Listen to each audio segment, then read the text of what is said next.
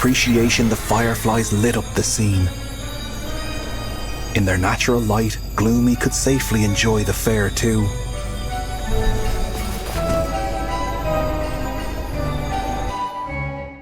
Welcome in, Kuma crew. I am, as always, Annakuma, and today we're here talking about the game I did the demo review for on Wednesday, and that will be streaming tomorrow at 1 PM on Twitch.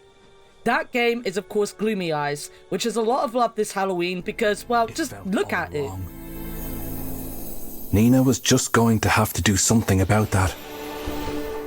So, did the full release live up to the Tim Burton, Coraline, Creepy Kids vibe, or did it fall to the grave? Or, you know, something. Story-wise, it didn't really go much deeper than what you saw in the demo. You play as both Gloomy and Nina, a zombie boy and a human girl that are both looking for the sun.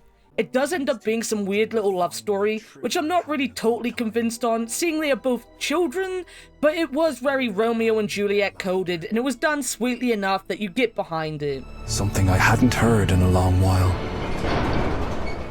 The sun is gone, and Nina's uncle, not dad like I said in the demo review because I'm dumb, and I could have gone back and edited that out, but I didn't, so, you know, uncle, not dad, is doing his best to turn the humans against the zombies. Who could hate the zombies, though? Look at them. I know they try to eat Nina when she gets close to them, but like they sit here eating their hands. I'm sure there is a world where they could all come together and be friends. And that is kind of the story of the game as well. Or maybe not the story, but what the narrator will say constantly throughout the story. We get reminded that intolerance of others is bad. The bad guys are legit a cult dressed like, well, you know what they're dressed like. We have a villain who uses scaremongering to turn humans against zombies, and then a gravekeeper, the only character that ever talks, the only voiced one, who is constantly wishing that the world could be different and that the humans cared more. Did it make that point well, though? I personally don't think so. We have this weird Romeo and Juliet love story, as I said, with Gloomy and Nina, which is fine and kind of cute, but also is what it is. The theme of being tolerant isn't subtle, but it also doesn't end up doing much either. I don't know if there are multiple endings, and I just got a very meh one because I didn't collect everything. More on that in a minute. But the game kind of just ends and rolls credits with kind of a bittersweet ending, and you don't really know what happens next. You're just kind of there with the narrator, the gravekeeper as it was, just sat there chilling with the credits. I stayed until there was no one left to bury but me.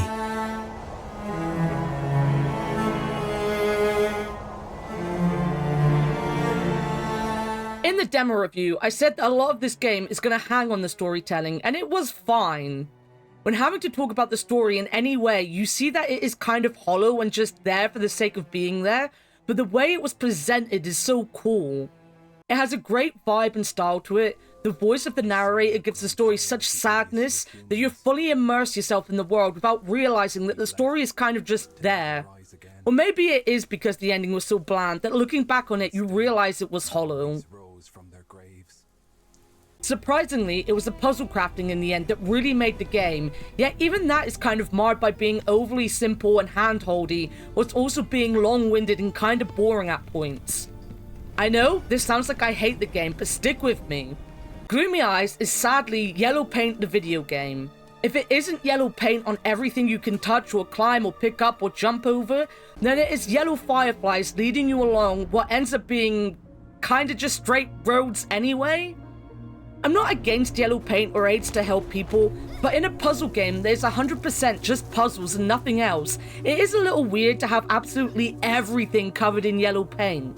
It is worse that all the puzzles aren't that hard to begin with. The most difficult puzzles are going to be ones in multiple rooms, or that have weird angles to see what you are doing.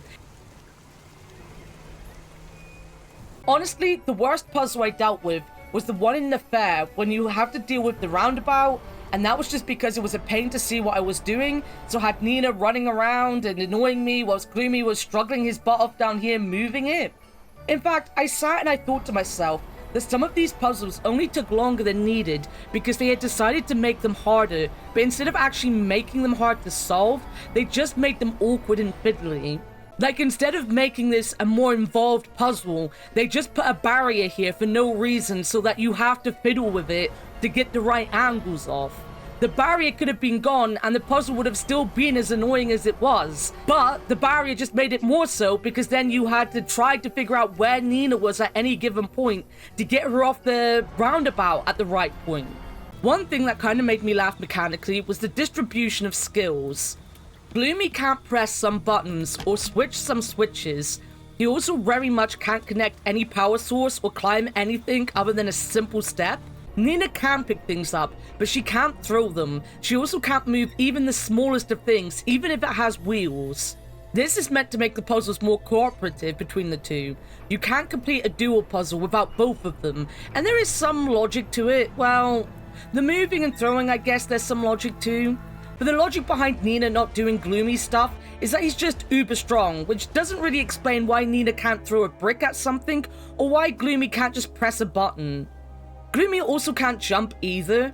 Like, the climbing was wild enough, seeing he does climb, just not to the extent that Nina does. There is no real reason why he can't just jump over gaps like Nina can. I guess it doesn't matter too much, as it is just another way to make the puzzles more involved and give them their own unique reason to be part of the puzzle, but story-wise, it was kind of weird to have Gloomy just not be able to jump or climb. But it isn't a big deal, and I did like how they had their own unique reasons to be there in the puzzle and the story all at the same time. So, I've said the story was hollow and the puzzles were fine but sometimes annoying. It doesn't look great for Gloomy Eyes, does it? Well, have a look at this.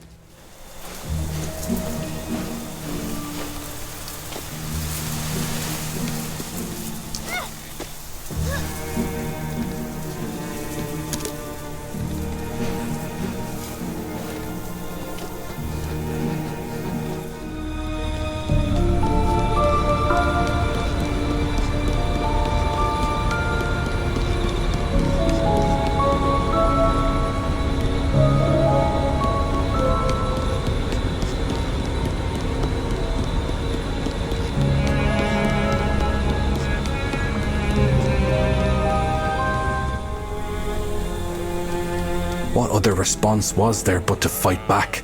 He said.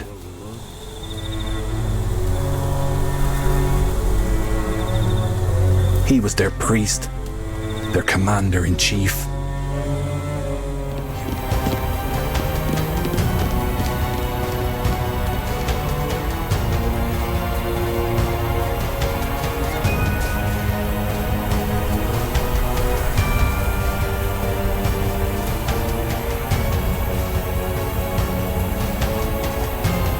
You see, yeah, Gloomy Eye's story is mid, but told in such a way that you kind of forgive it.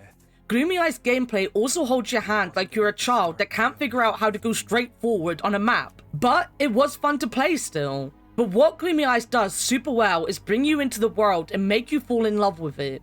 In its simplicity, it makes sure that you never tire of the controls. The puzzles might be simple, but they are there to keep you busy. They are there to move you along from some amazing set pieces to more wonderful areas, and to listen to the narrator tell the story. You don't care whilst playing that the story doesn't really seem to be going anywhere, and is some random drawling of a gravekeeper about how people should be more tolerant because the vibes it gives are immaculate. You get to mess the middle pad thing on the controller, which was a pain, but I'll forgive it, and zoom out at any given map. Most you can then just scroll around and enjoy looking at everything it has to offer. Others you can only zoom in on the screen you currently are in, but all the maps are beautiful and you do get to see them in detail. Everything in the map is highly detailed, as are the models for all the characters. It looks like claymation and has that Burton-esque style to it that makes my gloomy little heart sing. It just looks amazing, it sounds fantastic, and when you are playing it, you don't care that it's holding your hand or that the story doesn't really mean much, because you want to help Gloomy and Nina, and that is all that matters. Yes, the fairground got a little tedious with the moving of the roundabout.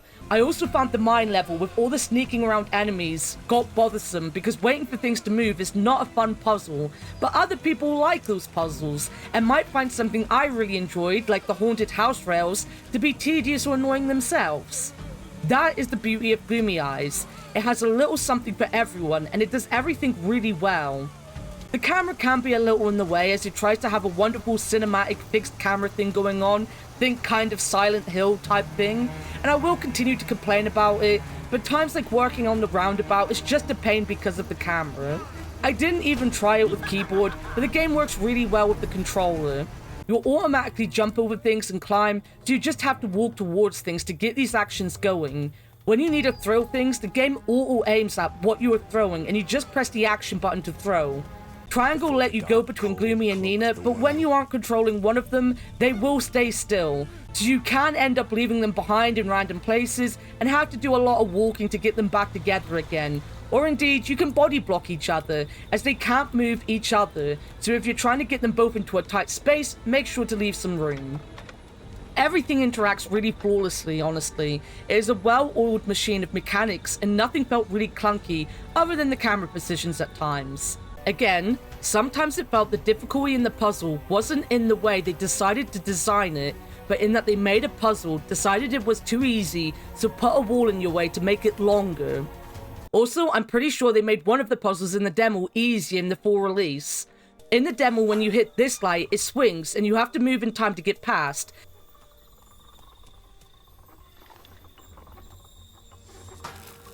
In the full release, you just hit it and it swings away and stays away. This, ladies and gentlemen, just like the Prim review, is why I love doing demos and comparing them. Whilst I might not always see a change from one to the other, it is always fun when you do see a change. I personally didn't see a problem with the demo's version of the puzzle, but it really doesn't change too much, it's just interesting. I guess they did make the game maybe a little easier in the end, but there is still timed lighting stuff that happens in the game, so it's not that big a deal. Gloomy Eyes is also a collectathon in some ways. Most levels have both a collectible item and an extra set of lines if you get close to the Gravekeeper.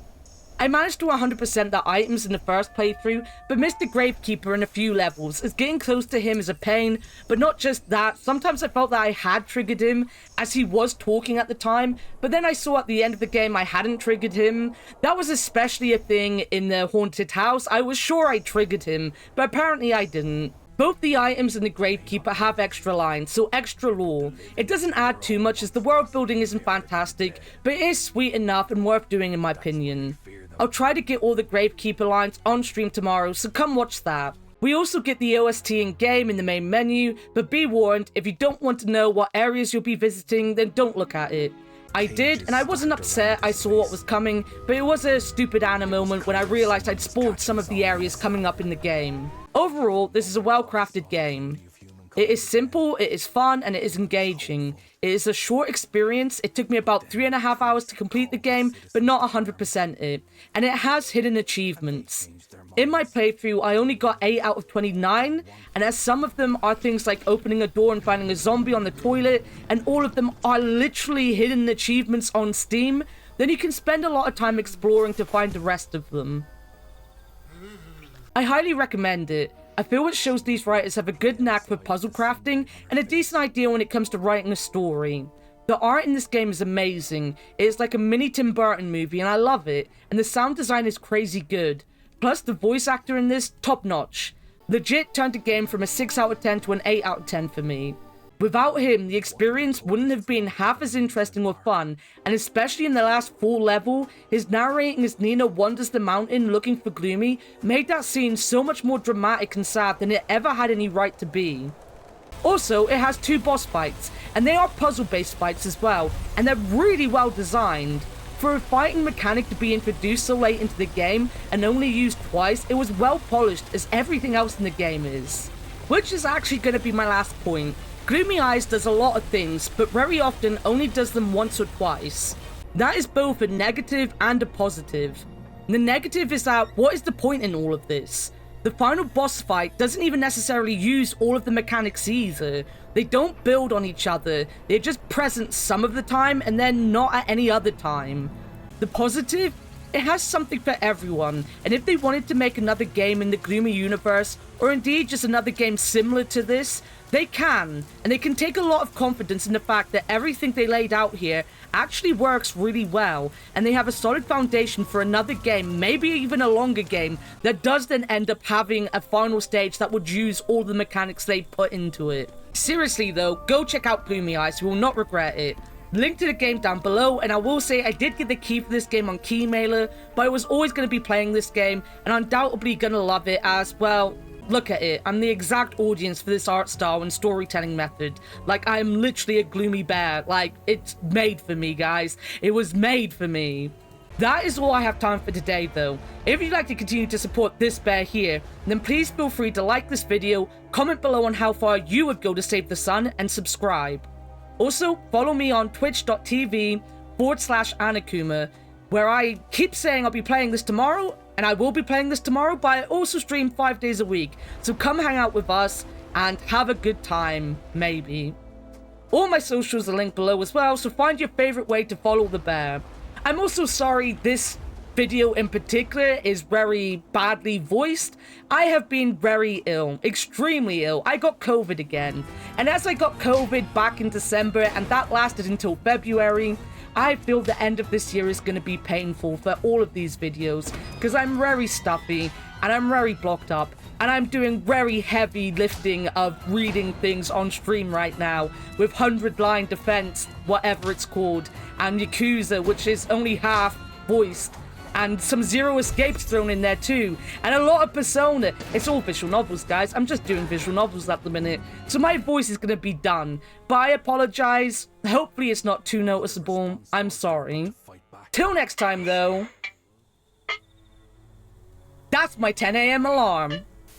Till next time, though, thank you for watching, as always, and bye-bye.